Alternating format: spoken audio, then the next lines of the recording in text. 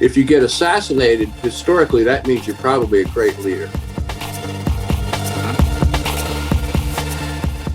For me, a leader is anybody who has people they're responsible for. If you give anyone absolute power, giving a saint an absolute power is innately a really bad idea. Hello and welcome to today's debate on leadership, hypocrisy and power. My name is Miriam Francois. Welcome. Now, great leaders promise to change the world. They claim to have the vision and the values to transform our lives, but rarely do they deliver. Again and again, the promises are not kept. The transformation fails to arrive, and instead there is incompetence, deceit, and duplicity, not to mention corruption. Are leaders a singularly useless and malevolent bunch, or could it be that the hypocrisy is in fact ours, demanding ethical standards we don't apply to ourselves and which no one can live up to, and expecting leaders implausibly to solve intractable problems once and for all? Would we be better to stop vilifying our politicians and leaders and focus on the complexity and challenge of finding the best solutions? Or is it simply the case that absolute power corrupts absolutely? And should we redouble our oversight to ensure they remain in check? Now, to help answer these questions and many more, I'm joined by a fantastic panel. Kicking off it with Chris Hirst, who is a change agent, widely recognized as an innovative and inspirational leader. He's global CEO of Havash Creative and recently published his first book, No Bullshit Leadership: Why the World Needs More Everyday Leaders and Why That Leader Is You. Next up, Joseph J. Ellis is one of America's leading scholars of history. Ellis was awarded the Pulitzer Prize for Founding Brothers, The Revolutionary Generation, and won the National Book Award for American Sphinx, a biography of Thomas Jefferson. And last but certainly not least, we have Natalie Bennett. Natalie is a British politician and journalist who served as leader of the Green Party of England and Wales from 2012 to 2016, and who now sits in the House of Lords. Welcome to our panel. Thank you for joining us. Are leaders a singularly useless and malevolent bunch, as some people seem to think? Natalie, do you want to kick us off on that one? Certainly. Well, to start with, I have to say that when the How the Light Gets In was formulating this, I suspect they may have been looking very hard at either Westminster or perhaps at the Trump White House a few months ago. And, you know, it's a very easy set of labels to apply, and there's definitely some truth in them.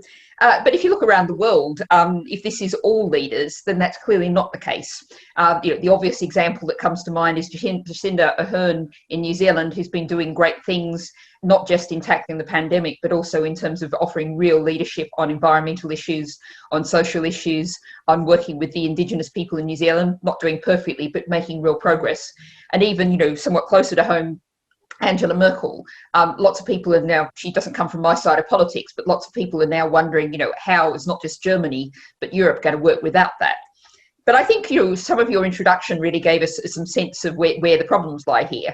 The idea of great leaders.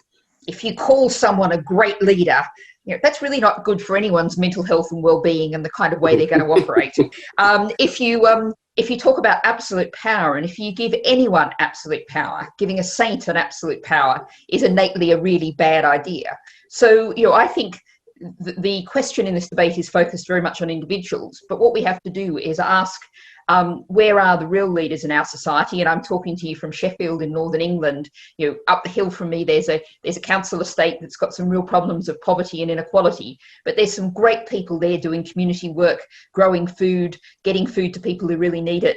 There's brilliant, you know, in Britain, there's millions of great leaders doing great things. What we really have to do is question what we mean by leader and ensure that we acknowledge that any country has millions of them. Thank you, Natalie. Joe, are leaders a singularly useless and malevolent bunch, as some people seem to think? Depends on where you want to land in history to answer that question. If you land in the present, as the earlier speaker mentioned, and you look at Great Britain and the United States in recent years, you'd be very troubled. If you look at the American founding, It's a pretty impressive group of men and who did about the best one can expect of an emerging power. And what made it work at that moment, which relates to the question, is a diversity of temperaments and ideologies that interacted in such a way to balance each other and to avert the kind of extremism that dictators will eventually be able to bring to bear in places like, Napoleon, Stalin, Lenin, Mao. Are those people leaders? Well, yeah, they certainly are. I mean, look at Nuremberg. But they take a nation in each of those cases in a direction that history records and judges to be the wrong direction. I think the greatest leader in the 20th century is the man who rescues India from the British Empire. One of the historical tests of a great leader who is not too far ahead of public opinion in a democracy, because you can't be, is in the United States, the three greatest leaders of all time are George Washington, Abraham Lincoln, and Martin Luther King. The last two of them got assassinated. If you get assassinated, historically, that means you're probably a great leader. So what do you expect? The problem is expectation.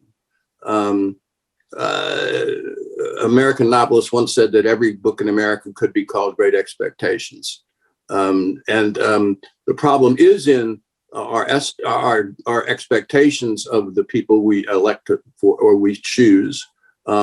But democracies worldwide, or any kind of popular opinion worldwide, has a tendency towards charismatic leadership, which is dangerous and leads you to the dictatorial pattern that destroys the very thing that you're supposed to be creating.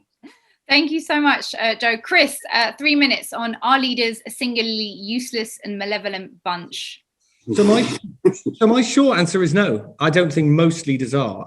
But for me, most leaders, and Natalie touched on this, for me, most leaders are not prime ministers, politicians, CEOs, and generals.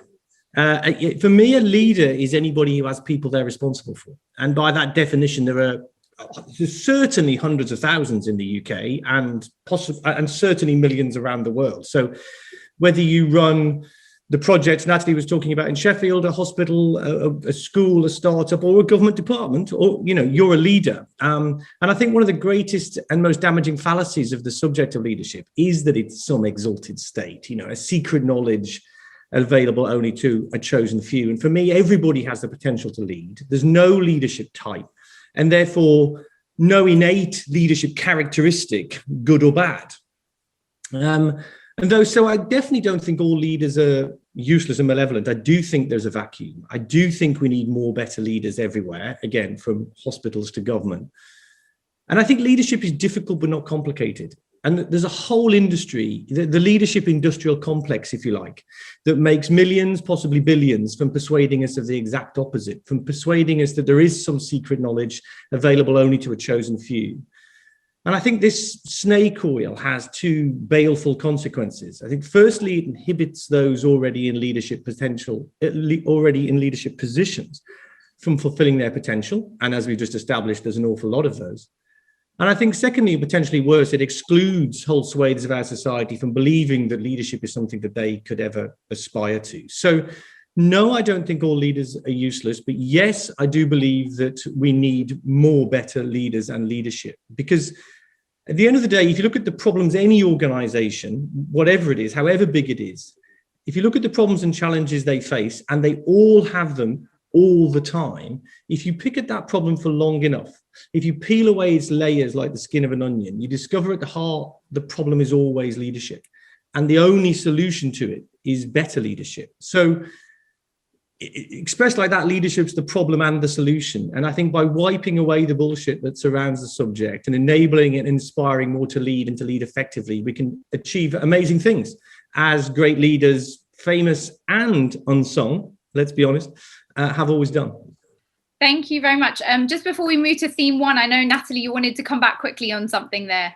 Well, I just wanted to pick up something Joe said about these in democracies, there's a tendency towards charismatic leadership. And I think, the example of Angela Merkel, for example, that I gave, who, is one of the very most prominent leaders in the world today, very much resolutely uncharismatic, wearing the most boring jackets you could possibly imagine, and never actually, coming forward and saying, it's my personality, I'm leading you into the future. And if you look at, what that perspective is very much an Anglo perspective, a perspective from the first past the post electoral systems like Australia, like America, like the UK. And there are other ways of doing democracy. I would say much better ways of doing democracy, which, as Chris was heading towards, if you get lots of people involved and engaged, then that is a true democracy. And I'm not going to debate with Joe about the nature of the founding of America, because I'm not going to do that with a historian of it. But what was created was a structure that was basically designed to hold down the people, not to empower the people, and that's one of the problems that continues to this day. Well, thank you for kicking us off there with some food for thought, definitely. But it leads us really nicely actually into the first question, which is, what do we require of our leaders and how should we judge their success? And I'm going to ask Joe to kick us off on this one. It's with the studying you've done and particular, pivotal figures in history. What can you teach us, or what have you learned about the requirements of that we have of our leaders, and what is a barometer that is helpful in assessing their success? Help me understand who we is. Well, I would say the people, as in those who are not in positions of leadership. So I think in a democracy, it's everyone who doesn't get to make the decisions, directly speaking. All right. I mean, the American founding generated the first nation-sized republic in modern history, and became the model for the liberal state. It destroyed the monarchies of Europe in the 19th century and helped win the war against Nazi and Germany and Russia in the 20th century, and destroyed both forms of totalitarianism. So it's a good thing, right? But in 1787, when it was created, we the people referred to adult white males with property. There were great achievements and triumphs. It's the first, as I say, nation-sized republic, the first former colony to win its independence from the mother country. Think about Great Britain. It only lost one war between 1750 and 1950, and that was it. It was the first place to establish a secular society, elimination of church and state.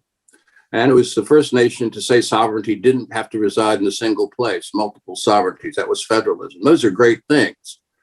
It also, however, created genocide in slow motion for the Native American population and left slavery unrestricted.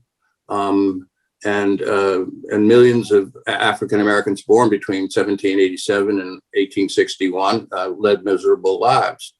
The triumphs and the tragedies coexist. If you expect only triumphs, you're a child. It's like you're looking at your parents as all powerful. We need to put away childish things and expect the triumphs and the tragedies always to interact. And once those expectations are harnessed and made real, the likelihood of us selecting tyrannical leaders to carry us over the cliff into the abyss is reduced. I'll shut up. Thank you, Joe. Natalie, is it childlike to have these expectations of our leaders that they might have a flawless presentation of their leadership? Well, I think this is where if you rely on one person, it's clearly impossible for one person to be right all of the time. And anyone who claims that they are is a deeply dangerous individual who should never be allowed near any position of leadership, including leading the local bowls club. But I think in terms of tackling this question, like Joe, I would come to the question of who's the we. And what I would say is again, the Anglo countries, one of the we's that is very important and influential is the media. And the media likes a big charismatic figure I can say this because I used to be a journalist myself. I finished as editor of the Guardian Weekly and worked for the Times and the Bangkok Post, among others, before that. That, you know, it's very easy if you've just got one person to go to, one person to write about, one person to profile. If you actually want to explore the ideas, what people are standing for, what society should do, how we should move to a better place, that requires a much more sophisticated, much more thoughtful kind of journalism. And what our countries share, the Anglo countries share, is a handful of right-wing media tycoons who were chasing after clickbait before clickbait was even a word, who were, you know, after making money out of their publications, after making a big splash. And so we have had systems that have very much expected people to have the answers, to be able to provide the perfect solutions, like Joe was just saying, to solve every problem.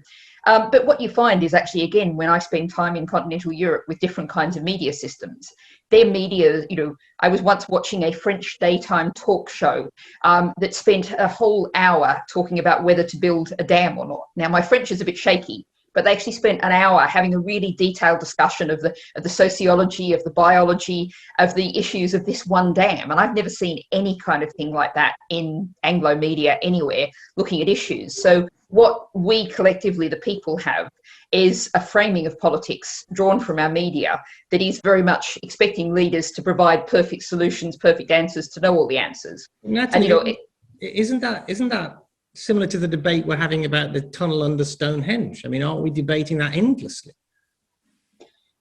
Well, no, I mean, what we don't see is, do you see an hour-long debate on national television that really gets into the depths? What we see is, I mean, American and also very British, right? We've got two sides, and one side gets a minute and the other side gets a minute, and then we've covered that issue and moved on to the next thing. So we go over the same ground again and again, but we don't actually say anything in depth. Well, it's interesting you say that, because I think I'd be interested to know when that damn debate was, because I think the biggest news channel in France today is CNews, which is very much a Fox News inspired news network. So I wonder whether that's also changing in France. Chris, I'd love to bring in your personal theories of leadership in a business context. I mean, what do we require from our leaders? How can we assess their success? And is there anything transferable from that to, I guess, the political domain? Well, I'd make three observations. It's interesting. So any one of the three of us has said, who is the we? And actually, my answer is, who do we mean? Which leaders are we? When we say leaders, who do we mean?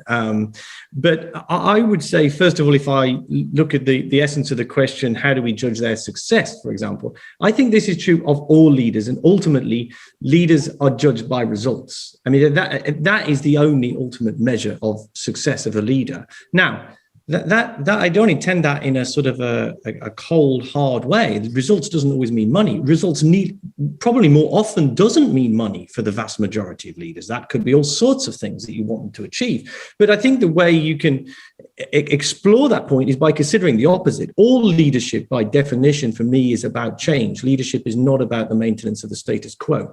And a way of understanding a leader is, if that person isn't there, if that person isn't leading the group, does it perform as well without them? And if it does, then why on earth are they there? So I do think that results ultimately is the measure of a leader. But I'd make two other observations in that sort of transferable, let's say, the special case of politics versus other forms of leadership. And I think I get asked this question a lot. And I think one of the huge differences is that the things you need to be good at as a politician in order to get to a leadership position are completely different to the things you need to be good at once you're in that position. To be a politician in a democracy, whatever system, whatever cultural system you have, France, Germany, the US, UK, you have to be good at winning elections. That's persuading people to vote for you. And I don't know who it was, Joe, you'll tell me, but whoever it was, Roosevelt, whoever it was, who said the first thing you need to be good at to be a politician is to learn to count.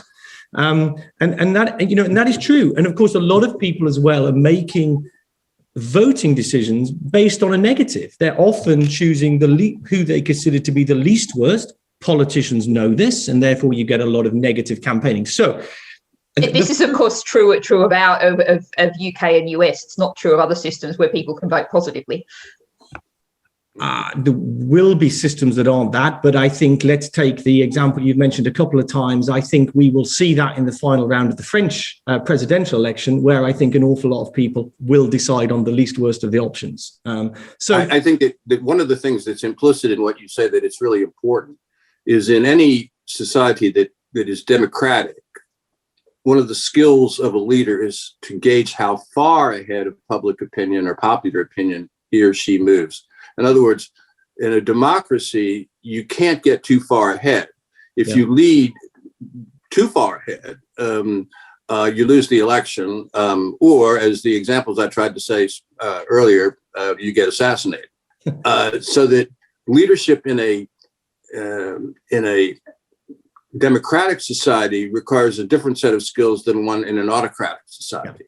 But that can result in caution if you take the case study of Ireland, where you actually had people's assemblies that showed the politicians were well behind both on gay marriage and on abortion rights. The politicians were way behind the people. Yeah. Mm-hmm. Yeah. But the thing that you said earlier that is really important is that as a historian, when you ask me about leadership, I always start thinking about great political leaders at the national level, et cetera, et cetera.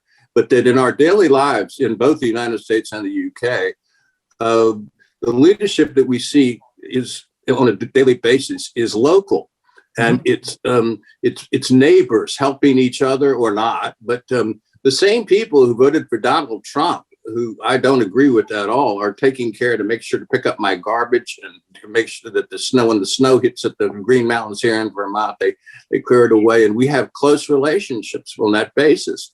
We don't agree politically on anything, but I think of them as leaders, and you know, like if you're on the top of your house and there's a flood and somebody comes to rescue you, you don't say, "Did you vote for Trump?" You say, "Thank you." So leadership continues to exist at a local level, regardless of the political system. And this is true in the medieval period and the pre-modern period. It's true in China as it is in UK, et cetera, et cetera. There is some sort of universal, eternal set of things but that become visible only at the intimate and the local level. So, but listening to you speak there, isn't there something about leadership that is also about not being a polarizing figure? You know, I'm thinking of, we mentioned Trump a few times, and I'm sure none of you were going to refer to Trump as an example of great leadership, but you've just referred to people who vote for Trump, for example, as being good local leaders. And I just wonder is there something, what are the qualities that we're talking about here? Is it, could the panel maybe list an example of a good leader from recent times or history and what it is about their leadership that you particularly admire? And feel free, I will start this, and I'll say the greatest leader in Britain in the 20th century is Winston Churchill. And that's from 1938 to 1945. But notice the British people hurled him right out of office in 1945. Mm-hmm. The greatest leader in the world in the 20th century is Mahatma Gandhi, who happens to be the person that creates India, which Churchill thinks should remain inside the British Empire forevermore. They disagree fundamentally. And I think that Gandhi's the greatest leader because the number of people he affected is greater than anybody else. And it's the commitment to a nonviolent approach, which also inspires Martin Luther King, who's the greatest leader in America in the 20th century. Judgments about effective leadership can only be made after sufficient time has passed to have perspective on what the achievement really was. If you look at Nuremberg in 1932 and you see Hitler standing there in the crowd going nuts, you think, boy, this is going to be great. Go to Nuremberg in 1946 and watch the trials, and you know what it's created. And so your judgment on that person is, but popular majorities are vulnerable to charismatic leaders.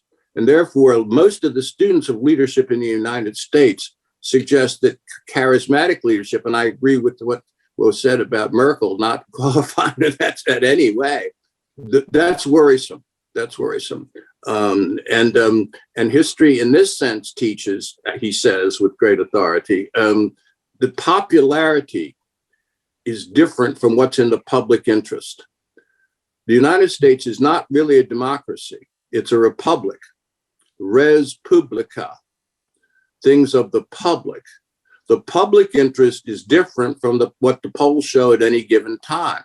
And the leader is the person willing to take that more unpopular position. In some sense, the greatest president in American history is John Adams, because he was willing to be unelected, not to go to war with France in order to do the right thing. That's unthinkable in 20th and 21st century America now, for anybody to effectively act in a way that he knows is going to end in in being thrown from office. The only people worthy of service in the Congress now, I think, are people willing not to be reelected. And there's not very many of them. So can I jump in with a question? Because I think both Natalie and Joe have talked about charisma, and I think I don't want to feel like I'm putting words into your mouths, but I feel like you both broadly in agreement that this is a dangerous thing to be wary of, or even avoided in right. Or leads to. I mean, I accept that there have been charismatic leaders who perhaps we would, well, certainly we would all agree were a bad thing.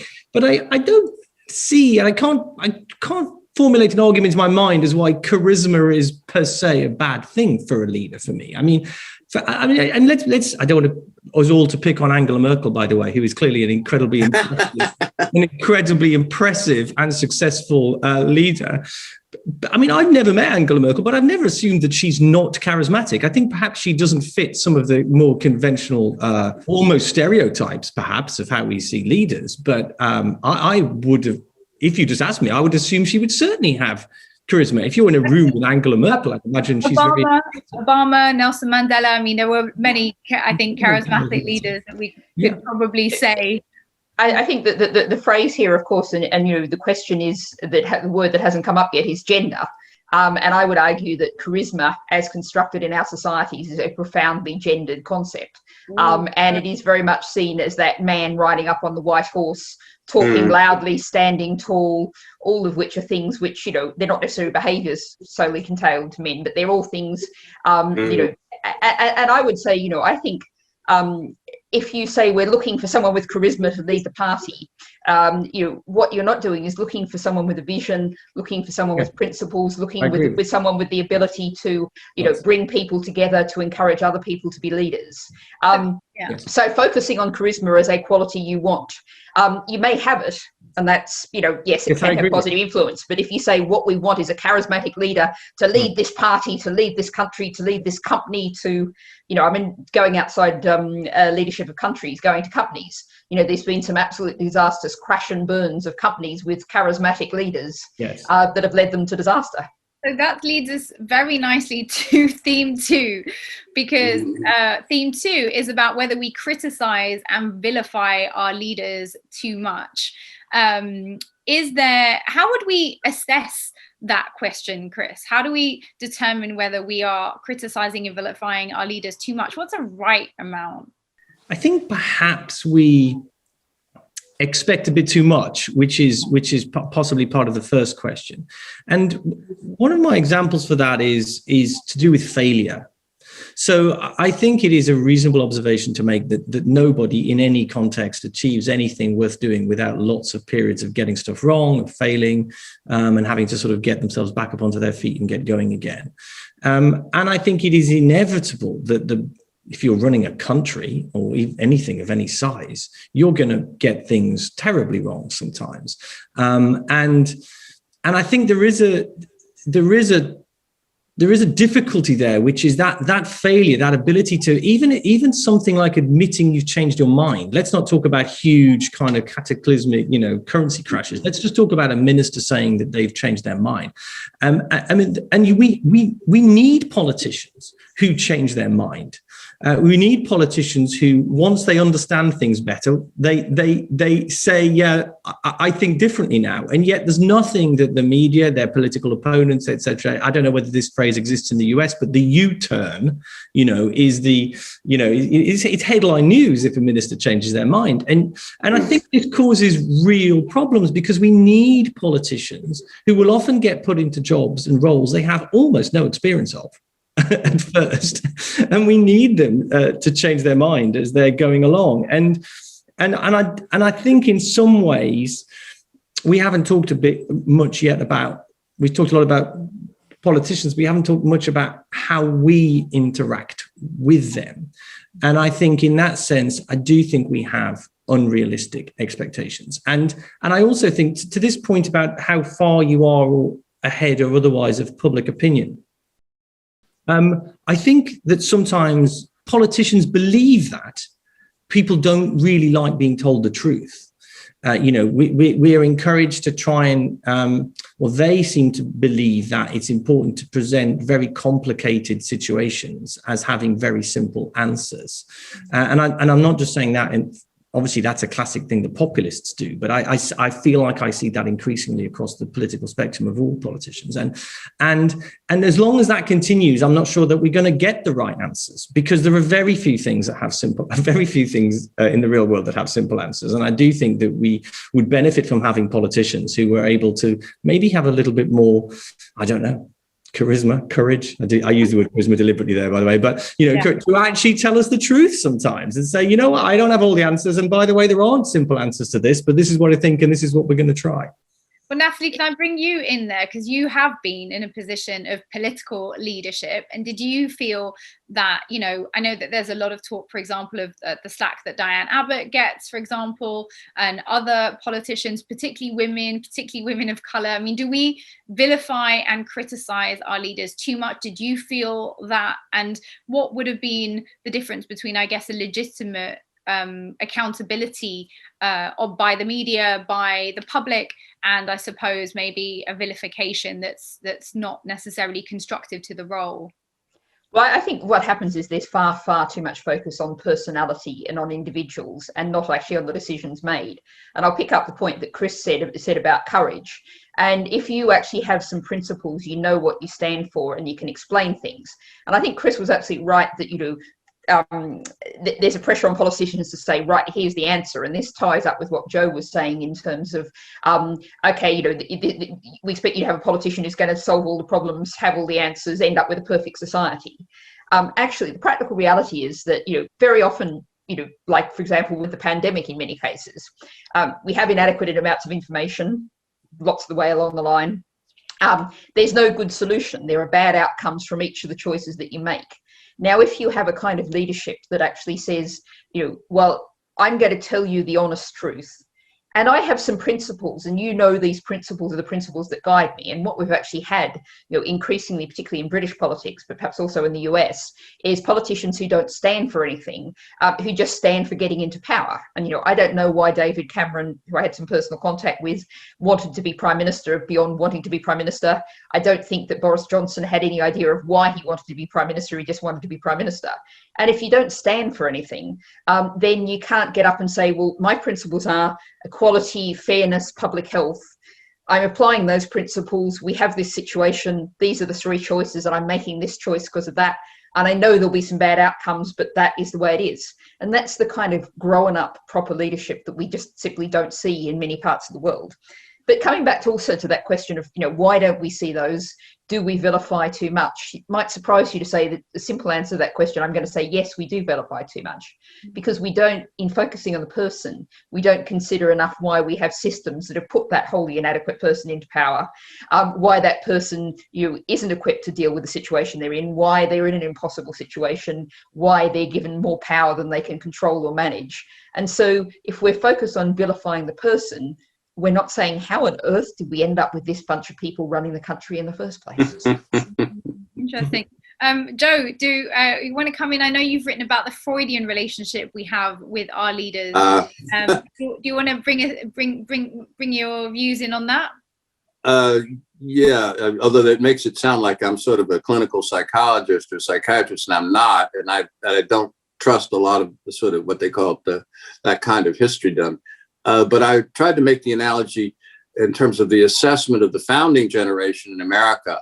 All new nations probably require mythical heroes. I mean, Romulus and Remus for Rome, King Arthur for England and Britain, El Cid for Spain, And the founders for America. The difference between the rest of them is they're real people. The others are fictional characters, and they're going to therefore. And I come up with what you're, I think, referring to is that you ask the audience this question: how many of you are parents?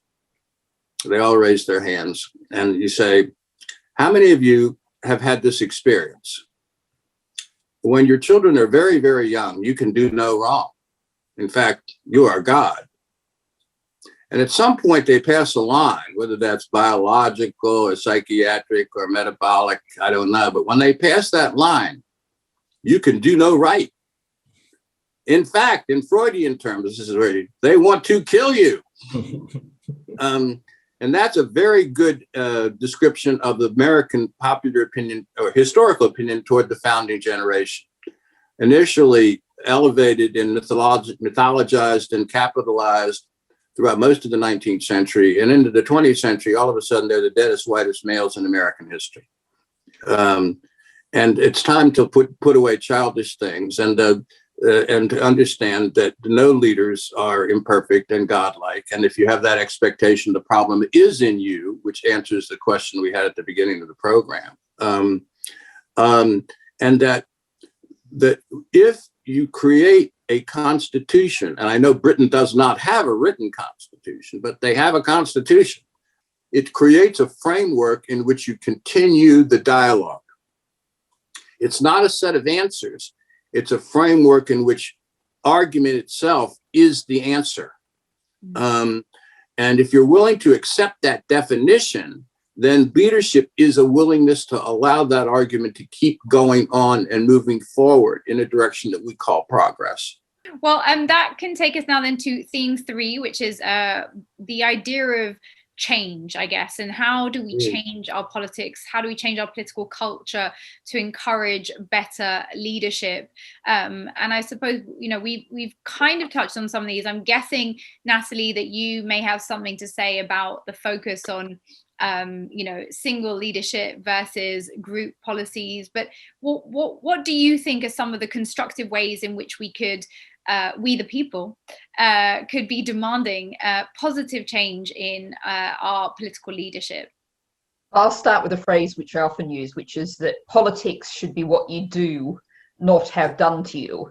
And Britain's uncodified constitution that Joe was just referring to hasn't essentially changed in 100 years in terms of how Westminster operates. There's, of course, been devolution of Scotland, Wales and Northern Ireland.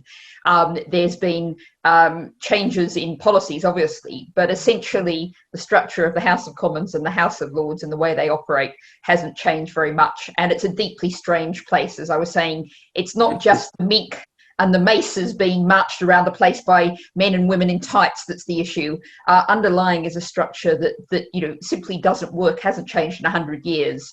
And if you think about how much the world has changed, and what I would say is do politics to everybody. And by politics, I mean getting engaged, getting empowered, understanding that you have to be in a world of economic, environmental, social, political, educational crisis. We need everybody to be a leader, to get involved. And, whether that's organising a litter pit in your local community, whether that's campaigning for a pedestrian crossing, whether that's starting a campaign. When I go into schools, I say, start doing politics, look around the school, see what you don't like and start a campaign to change it. At which point the teacher who invited me goes, oh, what have I done? How do we, the people, collectively get change is by creating that change for ourselves from the ground up. And then we will get leaders at every level, many, many leaders. And, there is ultimately going to be, a group of people called something like a cabinet. We'll get something like the right sort of people in those leadership roles if we're all engaged in making sure that they're directed in the right way, led in the right way, and chosen in the right way.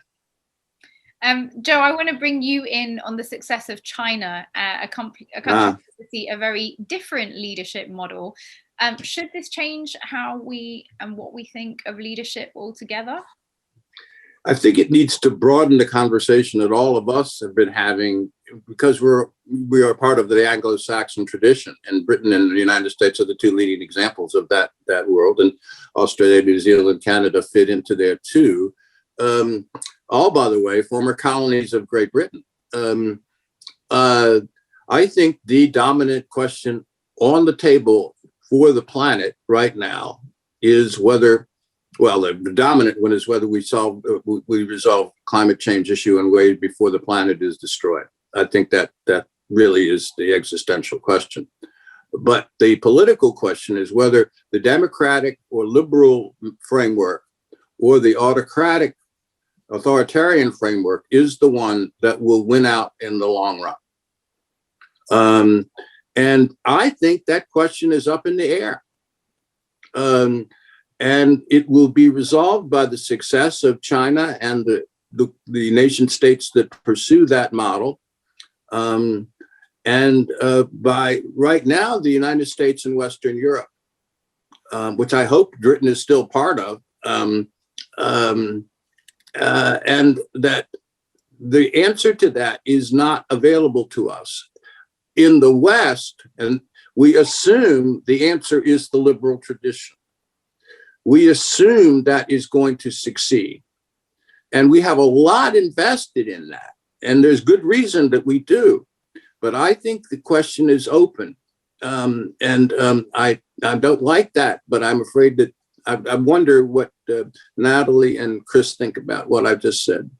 Yeah. Well, I'd like to address the question of the success of China, because I think if we look at the perspective of this, China is an absolutely enormous place with a huge population. But there's an interesting comparison to be made between China and South Korea, both of which started at more or less the same development position. And actually, arguably, South Korea is the successful one that's actually done far better on economic measures, on human rights measures, on the well-being of people's measures, all kind of measures. South Korea has done better. So I think the question is, is China really a success story? How stable is it? Despotic regimes, authoritarian regimes, we've been through so many, and when they fall apart, they tend to fall apart in very, very bad ways. So in some ways, perhaps for Joe, we need the perspective of history here. But I really do question the issue of China's proclamation of how successful it's been, because there are some real questions to be asked there. Certainly, I think if we focus in on how we define that success, I would agree. If you were asking the Uyghurs sat in concentration camps, they would have a certainly different view on that. I want to bring Chris in here. Chris, you suggest that we change our way of thinking to focus more on policy and real achievement. How can we achieve that? How do we achieve the type of leadership that will be most beneficial to our societies? Well, I think I wish I had a really. I mean, yeah, here's an easy one, Chris. Thanks for that. I don't have a clear answer to that. What I'd say is, I think that in all of our societies, this might seem like an obvious thing to say, but our societies, we're talking about our societies as though they're static. And by the way, now I'm talking about the US and the UK, but Europe, let's say, the West, and they're not. The societies have changed. They've changed dramatically over the years. I think Joe's point's an interesting one. That one way of interpreting what he said was that we shouldn't take that for granted. We shouldn't take the fact that the progress, let's say, the social progress, the economic progress, etc., that our societies have made is a one-way street. And I think we have to, whilst looking at how we continue to develop that, we shouldn't take that model as for granted and set in stone. That said, to try and think about your question, at the end of the day, we can be very critical, I think, of our political leaders, but our political leaders are us. I mean, they're people from our society. We do elect them. Yes, we have. It's not like I think, I'm not a historian, but as I understand it, in Athens, wherever the word came from, literally anybody could just lob their name in, and if you got the most votes, you won. That isn't how it happens. Now we know that we've got these set structures and set systems that, to an extent, put an awful lot of frameworks around how our democracy actually works. But nevertheless, our leaders come from within our societies and are chosen by us. I do think that if our societies want to change and they aren't happy with the kind of people that we have leading them, I fundamentally believe that we as individuals can do something about that. I think that we have to continue to believe, and I think possibly many people don't, by the way. Political leaders that want change, political leaders that say, hey, don't just keep voting for the same people, vote for me, I think have to start by making individuals believe that the control lies within them. At the end of the day, I think we become very good at being critical of all the things that other people don't do very well, all the things that we wish that they would do differently. But at the end of the day, the only person that ultimately we can really control us is ourselves. I fundamentally believe that. I talk about change in front of people an awful lot. And most people always pretty well accept your argument. Yes, it would be good if we did such and such better and differently.